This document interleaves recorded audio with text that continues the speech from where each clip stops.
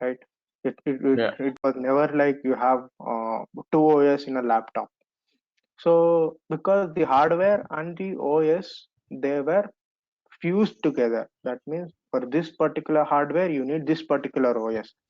So what is the problem with that? It was working fine, but the problem is I buy this hardware, but tomorrow I want to change the OS. No, it's not possible. It was creating a problem. So that's where they created virtual machines. So nowadays, using a virtual machine, which underlying it uses a concept called hypervisor. So Mm. so on the same hardware now, I can Mhm. have Linux, I can have Windows, I can have Debian, I can have DOS, anything, any OS, as long as my hardware capacity is there. So Mm. virtual machines makes brings all the common hardware, uses common hardware for storing all the different OSs. So that's the beauty of compute engine. Compute engine is nothing but VMs. So Kubernetes, you might have heard about containers and Mm. so Yeah. yeah, so the thing was, see, I use you, let's say you build an application, and it's working very fine, but suddenly we see that the number of people who are using that application have increased drastically.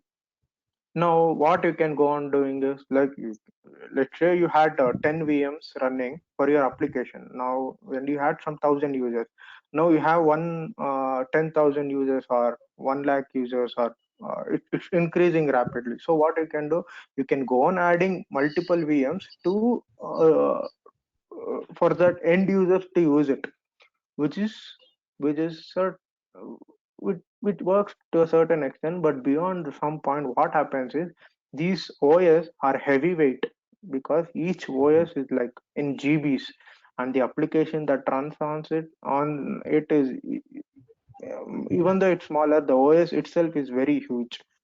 So if I want to scale that, and whenever I scale, whenever there is a new user request, so it would take some amount of time for my system to boot, right? Because OS will take a lot of more time to boot. So my scaling will not happen so easily. So what they Mm. did was like, what only certain part of the OS only which are required for my application. They took out that, and my application libraries and my application code, they fused it and they put it in one package called container.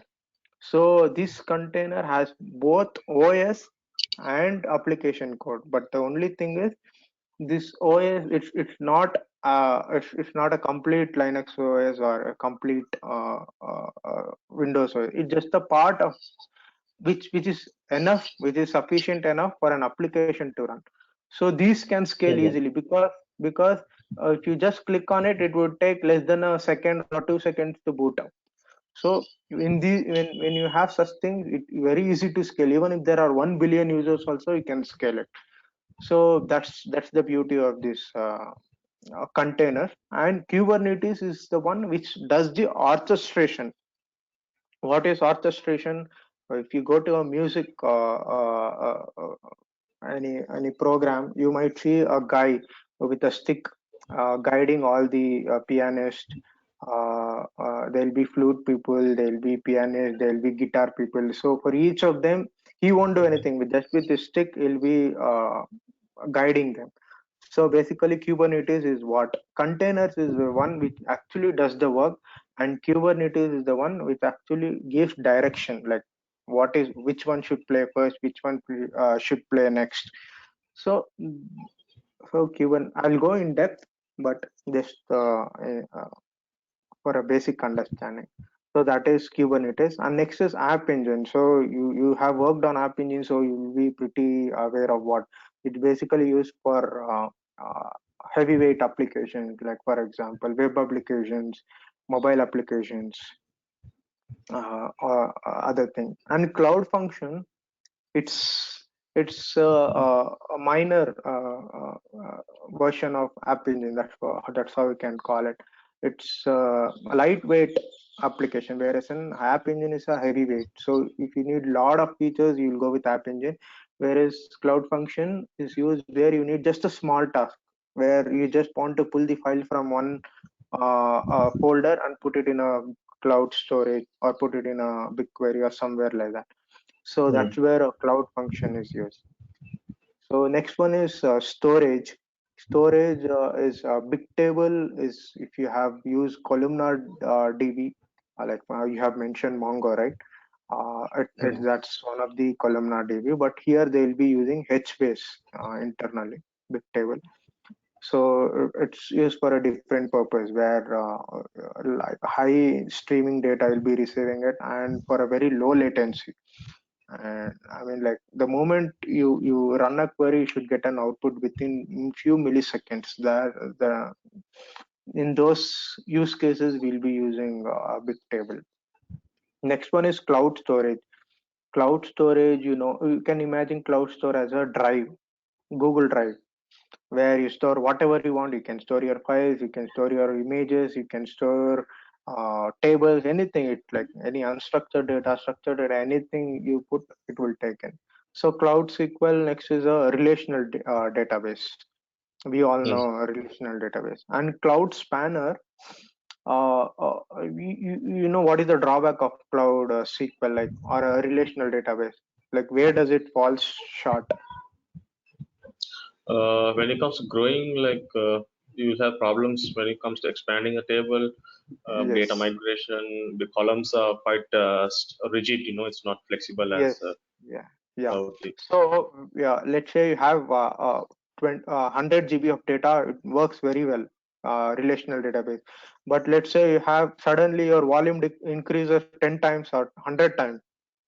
That Hmm. time your relational database will not be able to handle such huge amount of influx. Hmm. So, whenever you want to scale your relational database, that's where you use Cloud Spanner. It's a fantastic tool. The only thing people are not using is because it's very, very costly. But I think in future, all the banking transactions where it's will be done on Cloud Spanner because it's a combination of single parallelism as well as relational database thing. Hmm. It, it, But it, how do it, you, yeah, how does it handle the pressure? I mean, the yeah, load yeah. and stuff like that. Yes, that's the Um, beauty of it. Yeah, I mean, like, see, it has all the features of a relational database. Okay, it's like the tables are normalized. You have primary key function, and you can have indexes. So all these things are there. And apart, and big data, right? Big data is it's all denormalized. The data is denormalized. If you have worked on that, so mhm, and the data is distributed. It's not in one machine. That is distributed across multiple servers. mhm. So it uses both of these concepts, relational as well as distribution. So that's the beauty of Cloud Spanner. So if you want Yes, a but database, a relational mhm. database which scales, then go with Cloud Spanner. Okay. Yeah, but without this cloud span also, like we'll say, if you can scale the DB, maybe you can have like around Yeah. two or three instances of write only to DB, no, just one instance for writing and two or three instances for reading, so Yeah. that you Yeah. can divide the load, right? Yes, yes, yes, yes. See, the relational database is like you can scale read replicas, okay, but you can't scale write replicas. Yeah, yeah. Write Yeah. replicas you can scale. Yes, yes, yeah, you're right. So if you have a bank, let's say tomorrow you're building a application for a bank, which is all over the Mhm. world. So you need both write and read there. So I mean, like Mhm. if the bank grows to a big larger size, I think Cloud Spanner is one tool where they can use it. Just for an understanding. So even I'm not using Cloud Spanner, but the beauty of it itself it caught me. That's why I just wanted to Yeah. explain that. And next one is Cloud Data Store. Cloud Data Store is nothing but that's what you're saying, file store where uh, whereas see Bigtable has no SQL features. Okay, no SQL. It's a no SQL database, Mm. columnar database. And but the problem with Bigtable is, or columnar database, it's like you can't write SQL kind of queries. You can't write. It's not easy to do select star, join, where condition. All these things are very difficult. It's not user friendly for writing a SQL application, Yes. SQL queries. Excuse me, So can you just can you give me give me? I just received the important call. I'll mute you for a sure, while. sure. Okay, okay, no problem.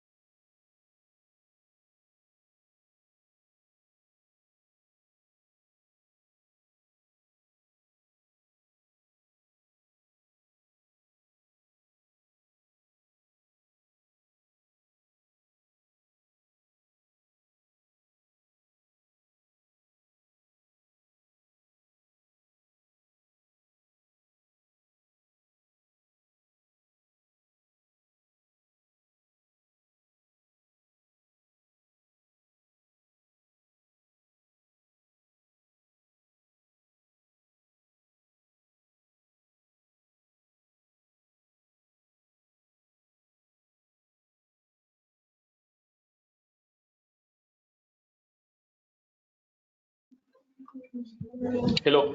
Sorry for that. I had to take that call. Yeah, no problem, Iqbal. Yeah, no problem. Uh, where were we? Yeah, on data store. On data So store.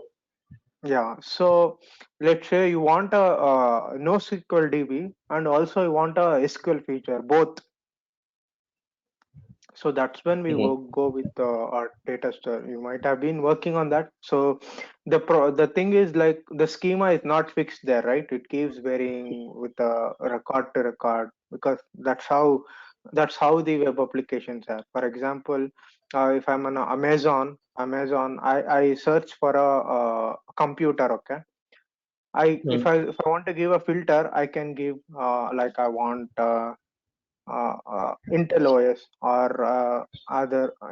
I can give an OS. I can give RAM. I can give hard disk. Uh, there are many things that I can use filter for. I can use all the filters. I can use only few filters for my searching. So for each record, so it's not same, Not right? so. So each user will search on a different parameter. So the request that you Basics get correct. also will. Finish రెండికి పస్తాన రెండు blue రెండు green కి పస్తాన green పేర్ ఉంది 6 5 పోతే ఒక carrot ఉంది నల్ల call 12 carrots అదే 6.6.2 6500 6000 முடிக்கல் మరి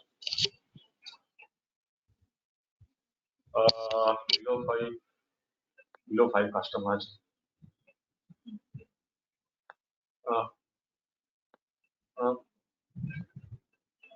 நான் எனக்கு காலைல போட்டு நானும் போயிடுறேன் பைசன் வந்து சொல்லுவேன் at least somewhere on little bit கொஞ்சம் 6 குறைய கொஞ்சம் சாரி பரவாயில்ல 575 right Hello. Hi, Iqbal. Yes. Hey, I'm sorry, I'm just getting calls. No It's problem. almost day. It's It's day in here. It's day in here, so I'll make sure it doesn't happen again. People calling to yeah, ask no something problem. No problem. from It's office. Sinhal. I heard a tinge of Malayalam in that Malayalam and Tamil. Yeah, yeah. I can speak Tamil. Tamil. Yeah, yeah, yeah. Yeah. From Tamil Nadu. You can speak Tamil. Or you're Hindi. No, You can speak I was in Chennai for 1.5 years, so I learned. I mean, like I Tamil. can possibly manage. Yeah. Yeah, okay. Uh, yeah. Yeah. So we had few friends. I mean, like we used to go for tournaments. So Okay. that's when I What used to tournaments? meet few. I mean, like for volleyball tournament. So we used Oh, to okay. few players from Sri Lanka used to come. I mean, like couple of teams. So we had met that time. So that's how I know they can speak. Their your national language is Sinhalese, but you can speak Tamil, right? Tamil. Most of them Yeah, can yeah. speak Tamil. Most because we watch lots of Tamil movies, Yeah, Tamil yeah, movies, so we know yeah, practically quite a lot, yeah, quite a bit of Tamil. And most of our ancestors are from India. Even my great great yeah, yeah, grandfather, yeah, they are yeah. traders from India, have come to, and settled down here in Sri Lanka. So Oh, yeah, yeah. Even I do watch most of Tamil the movies. Yeah. yeah, most of the Muslims, most of the Muslim people in Sri Lanka are like they have a inheritance genetical relationship Oh, yeah, with Indians, our great great ancestors. yeah, yeah, yeah, yeah. Good to know. Yeah, Yeah. yeah, yeah, Iqbal. Thank you. Yeah, I mean, coming back to here, yes. The next thing is like big data tools. Like we have a BigQuery, Mm, PubSub, Dataflow, Dataproc, and Data Lab. Okay, so BigQuery is where you do for analytics, data warehousing thing, where you want to do a lot of analytical stuff with a huge amount of petascale level and all. So that's when you use BigQuery. So you can also use it like a storage layer as well for mm, storing the data for other applications. And PubSub is for a data ingestion, whereas you are getting a data at very high volume. So you want an intermediate server to handle that request instead of you building an application and handling all the incoming data. So mhm, PubSub is where the moment it comes, it can do a lot of things. So basically for ingestion purpose, and data flow is for an ETL where for a given code can work both for a batch processing as well as a streaming data given code. So that's the beauty. Actually, we had a Dataproc.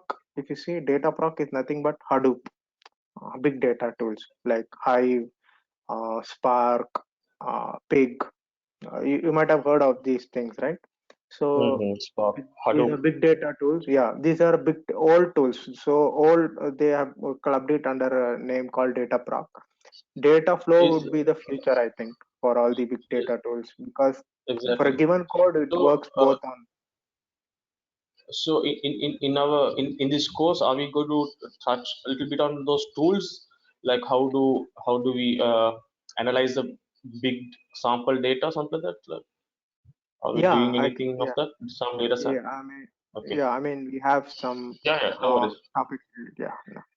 And Data Lab is where you do. We have a notebooks for coding purpose. We have just like we have IDEs. Notebooks are the IDEs for data Mm-hmm. science people. Yeah, so that's how we can see. Mm-hmm. And machine learning, there are a lot of APIs. Mm. So if you go back 5 6 years, and let's say you want you have created videos. Okay, you have created my online videos now, and I want to Yeah. convert all my whatever I'm speaking, it should be converted into subtitles. Okay, so it Mm-hmm. can be for Tamil people, it can be in Tamil. For Sri Lanka, it can be in Sinhalese. For other people, so if I want to keep doing everything manually, so it would take a lot of effort.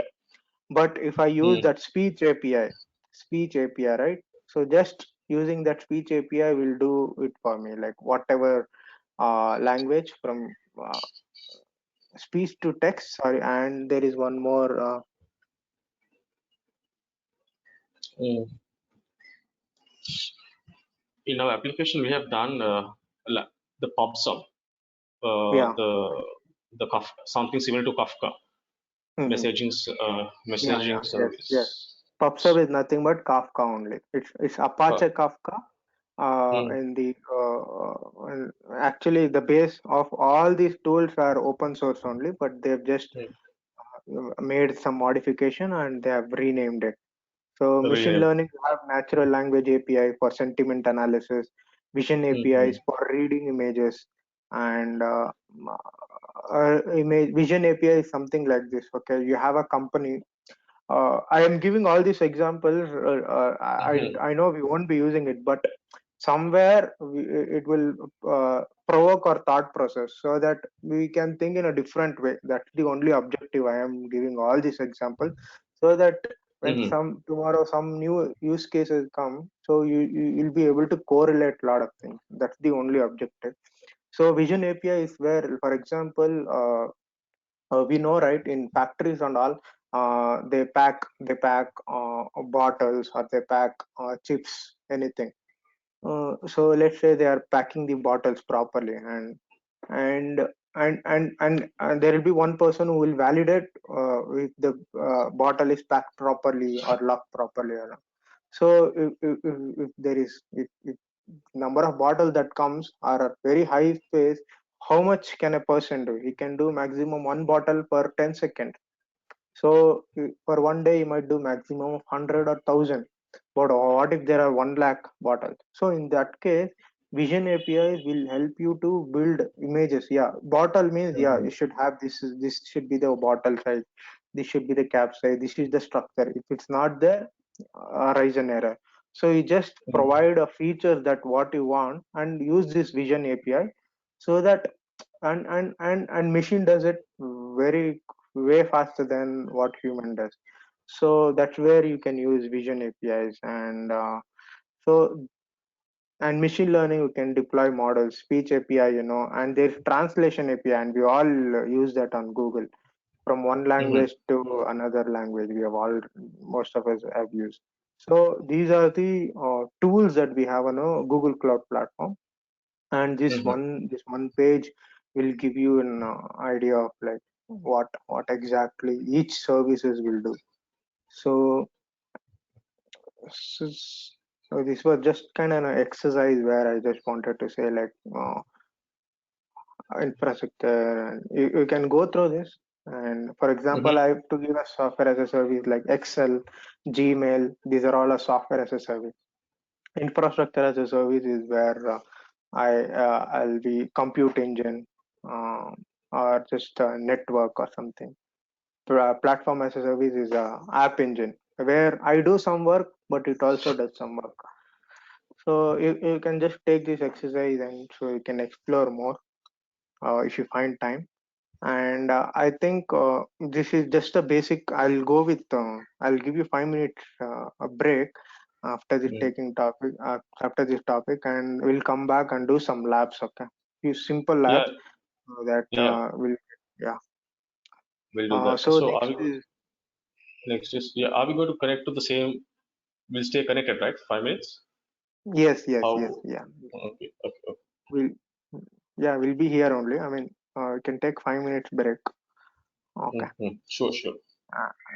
And I think you know networks, right? Yeah. I mean, I'll just finish it off and then I will give a break.